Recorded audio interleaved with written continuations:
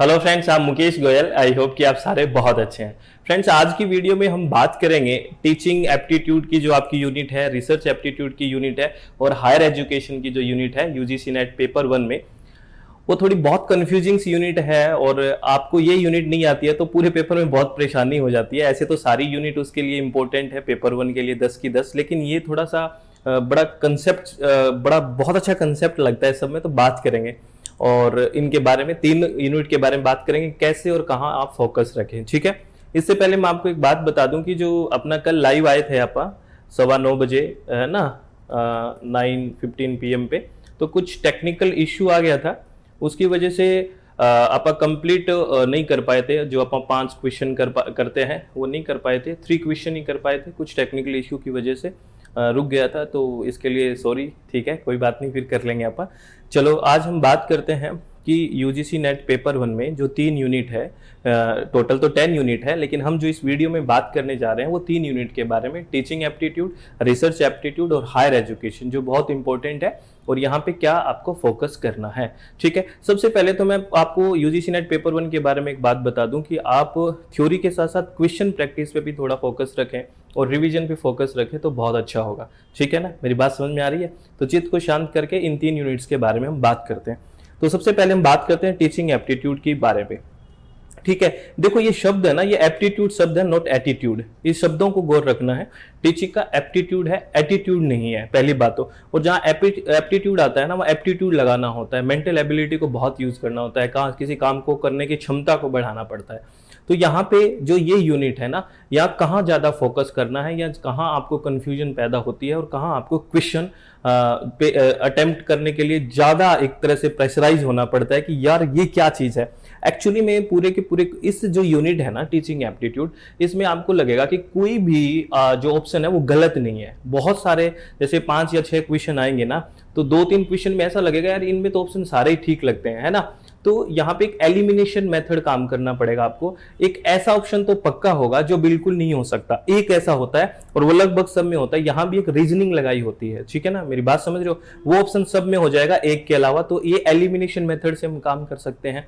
और यहाँ पे बेस्ट ऑप्शन चूज करना होता है। मैंने क्या कहा, कोई भी ऑप्शन गलत नहीं होता है, बेस्ट ऑप्शन की तरफ जाना पड़ता है। आजकल इतने रॉन्ग ऑप्शन नहीं डालते हैं, बेस्ट की तरफ जाना पड़ता है। मेरी बात समझ रहे हो?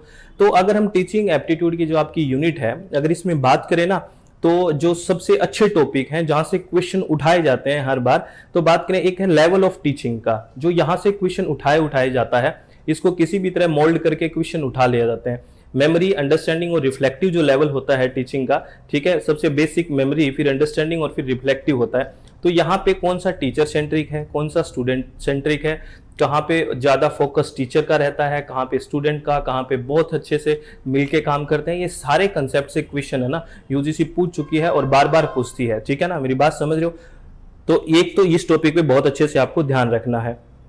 ठीक है। और एक आपको जो ये एकेडमिक, सोशल, इमोशनल एंड जो कोग्निटिव जो करेक्टरिस्टिक्स होती है किसी भी एडोलसेंट या अडल्ट लर्नर की, यहां आपको अच्छे से देखना है। ये बड़े अच्छे क्वेश्चन बनते हैं, और ये वही पार्ट है टीचिंग एप्टीट्यूड का जहां पे आपको बेस्ट ऑप्शन की तरफ जाना ही जाना पड़ता है। कोई ऑप्शन आपको गलत नहीं लगेगा। आप मेरी बात समझ तो रहे हैं ना, मैं समझाना क्या चाह रहा हूं? समझ रहे हो ना? तो यानी कि यहाँ पे ऐसे क्वेश्चन बनते हैं, क्योंकि यहाँ पे सारा का सारा आपका कोग्निटिव कैसा, मतलब आपका ब्रेन का डेवलपमेंट किस तरह से है, किस तरह से आप काम करते हो, किस मतलब पॉजिटिव रहते हुए बेस्ट ऑप्शन की तरफ जाना होता है। तो ये जो टॉपिक करो ना आप, तो यहां से क्वेश्चन प्रैक्टिस बहुत मायने रखती है। यहाँ पे क्वेश्चन प्रैक्टिस, तो इस तरह के क्वेश्चन आपको कोई मिले ना, बिहेवियर टाइप के, इमोशनल, कोग्निटिव डेवलपमेंट के, तो उन क्वेश्चन को अटेम्प्ट करोगे तो यहाँ थिंकिंग प्रोसेस आपका थोड़ा अच्छा होएगा। आपको मेरी बात समझ आ रही है? चलो, वेरी गुड। और यहाँ पे जो फोकस करना है, वैसे देखो सारा सिलेबस करना होता है हमें, लेकिन मैं सिर्फ कंफ्यूजन की बात कर रहा हूं कि कहां पे कंफ्यूजन ज्यादा क्रिएट होता है और कहां आपको ज्यादा फोकस करना है। जब आप कभी एग्जाम के टाइम जब जाओ, तब रिवीजन करने के लिए क्या क्या आपको चीजें उठानी है मेनली। ठीक है ना। टीचर सेंटर और लर्नर सेंटर जो मेथड है ना, वहां से भी बड़े अच्छे क्वेश्चन आते हैं। तो यहाँ पे इन सेंटर जो जहां पे कौन से मेथड, जैसे लेक्चर मेथड है, वो कैसा मेथड आप बताओ, टीचर सेंट्रिक है, स्टूडेंट सेंट्रिक है, बताओ। डेमोन्स्ट्रेशन जो होते हैं वो कैसा मेथड है बताओ, ठीक है ना, प्ले वे मेथड कैसा है, ये सारे मेथड्स आपको पता होना चाहिए कि कौन सा टीचर सेंट्रिक होता है और कौन सा लर्नर सेंट्रिक होता है, ठीक है। ग्रुप डिस्कशन कैसा मेथड है, ये सारे क्वेश्चंस आपके दिमाग में क्लियर होना चाहिए। अगर इनकी बेसिक आपको क्लियर है, इनका बेसिक डेफिनेशन क्लियर है, तो आप इन एग्जांपल्स को बहुत आराम से कर सकते हैं और यहीं से क्वेश्चन राइज होते हैं। मेरी बात समझ रहे हो? चलो वेरी गुड। और ये स्वयं प्रभा और मॉक, ये अगर आप यहां कर लो, और या फिर आपकी जो आईसीटी की यूनिट है इसी पेपर में, इंफॉर्मेशन एंड कम्युनिकेशन टेक्नोलॉजी की जो यूनिट है वहां भी ये आता है, तो आप दोनों जगह ये क्वेश्चन आते हैं, तो आपको क्या करना है, ये यहीं पे बहुत अच्छे से कर लो, या फिर आईसीटी वाली यूनिट में बहुत अच्छे से कर सकते हो।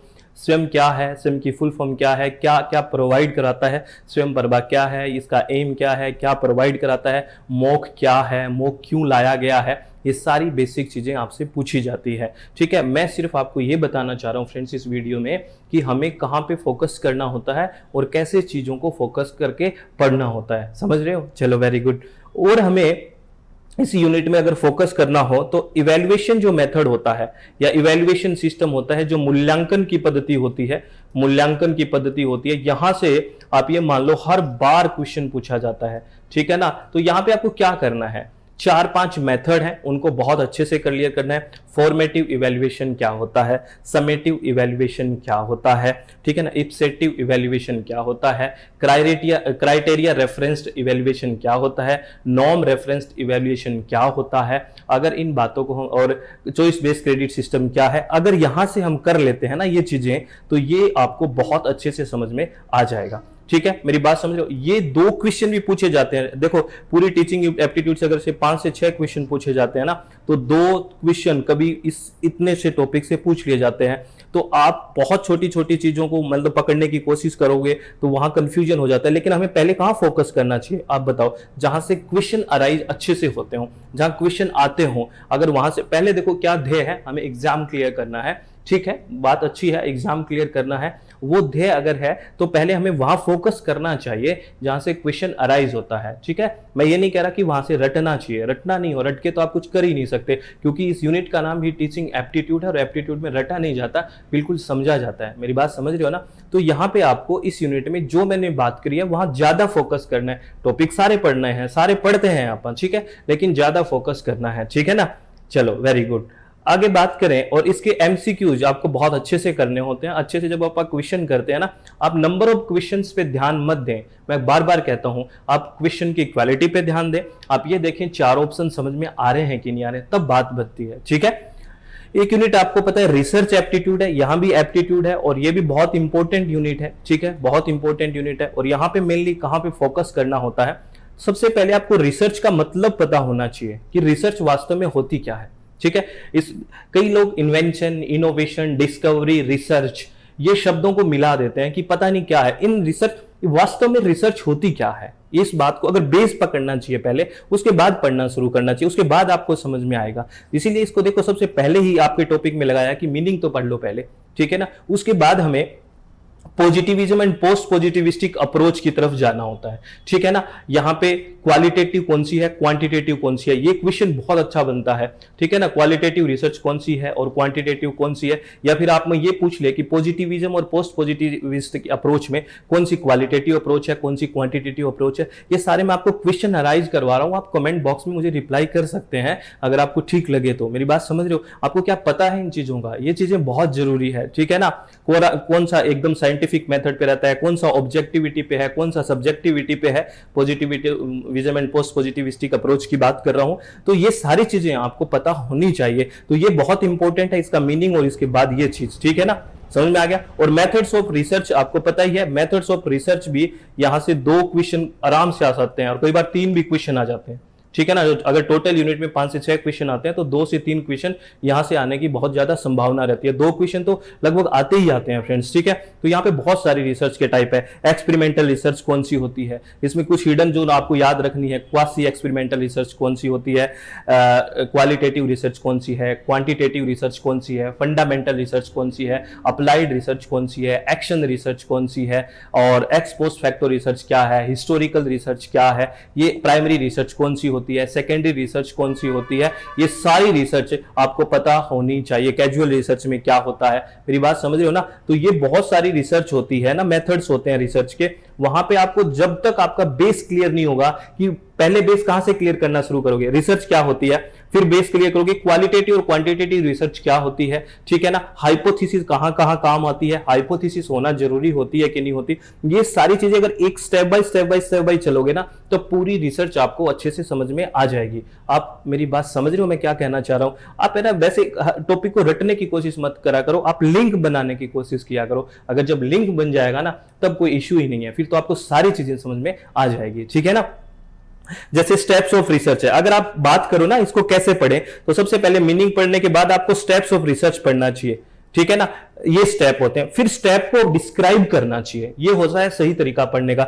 मतलब हमें सिलेबस में अगर यहां दे दिया, इसका मतलब ये नहीं कि ऊपर से करते आएंगे और फिर ये करेंगे, ऐसा नहीं होता है। पहले ये करो, मीनिंग जानने के बाद ये करो, ये करोगे तो स्टेप समझ में आएंगे, फिर स्टेप को डिस्क्राइब करना सीखो कि ये होता है वास्तव में। मेरी बात समझे हो, चलो वेरी गुड, ठीक है। और जो मोस्ट इंपॉर्टेंट बात कर रहा हूं यहां पे, रिसर्च एथिक्स से भी क्वेश्चन आता है, ठीक है ना। रिसर्च एथिक्स से क्वेश्चन आता है, और ये application of ICT in research यहां पे भी आता है। कौन कौन से सॉफ्टवेयर्स के बारे में बात की जाती है, तो ये सॉफ्टवेयर को तो सिर्फ नाम याद करने होते हैं, लेकिन रिसर्च एथिक्स में आपसे पूछ लेते हैं कि कहां पे रिसर्च एथिक्स आती है, जैसे डाटा कलेक्शन में, डाटा एनालिसिस में, ठीक है ना। ये सारी चीजें रिसर्च एथिक्स के बारे में, रिपोर्ट सबमिट करते हैं तब रिसर्च एथिक्स आती है, ठीक है ना। जहां क्योंकि यहाँ पे एथिकल वैल्यू डगमगा जाती है, क्योंकि जुगाड़ करने की कोशिश की जाती है वो, लेकिन वो हमारी रिसर्च के लिए ठीक नहीं है, क्योंकि रिसर्च एक कोई इंडिविजुअल वर्क थोड़ी आप काम कर रहे हो तो सोसाइटी के काम आएगा। तो यहाँ पे एथिकल वैल्यू होना बहुत ज्यादा जरूरी है। मेरी बात आपको समझे कि नहीं समझे। तो रिसर्च एप्टीट्यूड को इस तरह से पढ़ना है। कुछ दिमाग में समझ आया कि नहीं आया, कुछ दिमाग खुल रहा है कि नहीं खुल रहा है, ओपन हो रहा है दिमाग, चलो वेरी गुड, ठीक है। और हायर एजुकेशन सिस्टम में ये यूनिट भी बहुत तंग करती है आपको ना, काफी तंग करती होगी। इसका एक वीडियो पड़ा है आपने 10 की, वो सारा का सारा सिलेबस इसमें करवाया हुआ है, एक वीडियो है higher education, complete higher education के नाम से, उसको आप देख सकते हो, एक दो बार देखा करो उसको, एग्जाम तक 3-4 बार देख लोगे तो सारी हायर एजुकेशन मुझे लगता है समझ में आ जाएगी। और करंट चीजें भी हम जोड़ते रहते हैं, ठीक है ना, बात समझ रहे हो। तो इसमें जो सिलेबस है, जो सब टॉपिक्स है हायर एजुकेशन के, वहां बात करते हैं, यानी कि देखो इसमें सारी की सारी उच्च शिक्षा की बात है, ठीक है। तो यहाँ पे इंस्टीट्यूशन जो प्राचीन भारत में इंस्टीट्यूट होते थे एंशिएंट इंडिया में, जैसे हम बात करते हैं जैसे गुरुकुल होते हैं, आश्रम होते हैं, इनके बारे में हमें पढ़ना होता है। यहाँ पे हमें वेदों के बारे में जानने की कोशिश करनी है, कितने वेद होते हैं, ठीक है ना, वेदांत क्या चीज है, ये सब हमें, उपनिषद क्या होता है, ठीक है ना, ये सारी की सारी चीजें हमें जाननी होती है, ठीक है ना। दर्शन कितने हैं, ये सारी चीजें इस चैप्टर में हमें जाननी है, ठीक है। बात ये मोस्ट इंपॉर्टेंट चैप्टर है, एक तो ये और एक ये, ठीक है ना। इवोल्यूशन ऑफ हायर लर्निंग, यानी कि अपना पोस्ट इंडिपेंडेंस इंडिया, यानी कि जब 1947 में देश आजाद हो गया, उसके बाद हमारा जो किस तरह से इवोल्यूशन हुआ है हायर लर्निंग में, कौन कौन से कमीशन आए, कब आए, कौन से कमीशन का क्या एम था, ये बहुत ही इंपॉर्टेंट है। अगर बात करें, अगर ये 2 टॉपिक बहुत अच्छे से करते हो तो आप ये मान लो 5 में से 2 क्वेश्चन तो, या 3 क्वेश्चन आप उस रेंज में आ गए। मेरी बात समझ रहे हो ना। तो ऐसे घबराने की जरूरत नहीं है, अगर मैनेज्ड वे में काम करते हो ना तो बहुत अच्छे से हो जाता है, ठीक है ना। तो आप जल्दबाजी मत किया करो और मैनेज्ड वे में काम करने की कोशिश किया करो। वैसे ये भी बहुत इंपॉर्टेंट है, एक क्वेश्चन यहाँ से बहुत सिंपल आता है, सबसे सिंपल चीज है ये, oriental conventional non conventional learning programme, कि कौन सा परंपरागत प्रोग्राम होते थे पढ़ने के और कौन से गैर परंपरागत है, जैसे BE, MA, MSc, BSc, MBA, ये तो सब करते ही आ रहे हैं। तो ये कन्वेंशनल हो गए। नॉन कन्वेंशनल जैसे पेट ग्रूमिंग है, ठीक है, जिरेंटोलॉजी है, ये सारे एग्जाम्पल्स आपको अगर याद रखे, ऐसा नाम लगे ना कि यार ये पहले तो नहीं पढ़ते थे, वो नॉन कन्वेंशनल में आ जाएगा। मेरी बात समझ रहे हो ना। तो ये बातें हैं, ठीक है। और यहाँ पे जो अगर एक और है, ये वाली जो चीज है पॉलिसी, गवर्नेंस एंड एडमिनिस्ट्रेशन, ये बहुत इंपॉर्टेंट है, ठीक है। ये क्या इंपॉर्टेंट है, क्योंकि जो भी यूनिवर्सिटीज की, ठीक है ना, यूनिवर्सिटीज की जो पॉलिसीज है, गवर्नेंस है और एडमिनिस्ट्रेशन है, वहां की बात करनी है। वीसी का क्या काम होता है, चांसलर क्या होता है, ठीक है, ये सारी की सारी चीजें बात यहाँ पे करनी होती है, ठीक है ना। इनका टाइम पीरियड क्या होता है, रजिस्ट्रार का काम क्या होता है, कौन कौन सी कमेटी होती है, जो कोर्स बनाते हैं वो कौन बनाता है, ठीक है ना। किसी भी यूनिवर्सिटी में वैकेंसीज निकालने की अथॉरिटी किसके पास होती है, ये सारे जो क्वेश्चन है ये यहाँ पे को क्लियर होना चाहिए। तो ये बहुत इंपॉर्टेंट पोर्सन हो जाता है। आप मेरी बात समझे कि नहीं समझे। तो ये वो चीजें हैं जहाँ पे हमें बहुत फोकस करना है। और हायर एजुकेशन में कुछ चीजें याद करने के लिए भी बहुत है। जैसे अगर आप बात करोगे ना, तो यहाँ पे इसमें आपको आपको याद करनी है कोई चीजें, ठीक है ना, कि ये कमीशन तब आया, इस कमीशन की ये बातें थी, तो इसको एक पेज पे लिख लें अच्छे से सारे कमीशन को, और इसको चिपका लें, और 2 4 5 बार अगर देख ले जाओगे ना एग्जाम से पहले, तो दिमाग में अपने आप एक फिट हो जाएगा, परमानेंट मेमोरी में चला जाएगा। लेकिन आपको ऐसा करना पड़ेगा, ठीक है ना। तो ये 3 यूनिट थी जिनको आपको अच्छे से करना है, चित्त को रिलैक्स रखे, मन की शांति से सारी चीजें आपको करनी है। मेरी बात समझ रहे हो कि नहीं समझ रहे? तो इन 3 यूनिट के बारे में हमने इसलिए बात की है, सिर्फ 3 यूनिट के बारे में, कि ये यूनिट बहुत कंफ्यूजिंग है। ऐसे हम जैसे लॉजिकल रीजनिंग है उसकी भी बात करेंगे कि यहाँ पे कैसे पढ़ना चाहिए, क्या पढ़ना चाहिए, पीपल डेवलपमेंट इन्वायरमेंट के बारे में बात कर लेंगे, आईसीटी में हमें क्या पढ़ना चाहिए, कम्युनिकेशन में, और कुछ कुछ वीडियोज हमने बताए भी हैं कि कैसे हमें करना है, डीआई कैसे हम सॉल्व करें, मैथमेटिकल रीजनिंग में कैसे काम करें, ये सारी बातें हमने की भी है, ठीक है। अगर आप अच्छे से देखते हो तो सारी बातें आपको पता होगी, ठीक है ना। मेरी बात समझ रहे हो? तो प्लीज़ आप लोगों से मेरी रिक्वेस्ट है कि चित्त को रिलैक्स रखें, मन को शांत रखें, सारी चीज़ अच्छी होगी, आपके साथ कोई गलत नहीं होगा अगर आप बहुत ऑनेस्ट हैं और बहुत ईमानदारी से अपने काम को अच्छे से करने की कोशिश करते हैं, ठीक है ना। कंप्लीट कोई नहीं होता, परफेक्ट कोई नहीं होता, लेकिन काम करने की कोशिश कर रहा है वो बहुत है। और किसी चीज़ से घबराए मत कि ये चीज़ मुझे नहीं आ रही तो क्या होगा, अरे नहीं आती है इसीलिए तो हम तैयारी करते हैं ना। अगर सब कुछ आता तो तैयारी करने की जरूरत ही क्या होती। तो किसी भी चीज़ को हमें ऐसे नहीं होता, बर्डन नहीं लेना कि ये कब होगा कब होगा, अरे करने से सब कुछ हो जाता है अगर ईमानदारी से काम करेंगे तो आप हमेशा इसी तरह से खुश रहिए, चित्त को रिलैक्स रखें, मन को शांत रखें। All the very best, thank you, thanks a lot friends।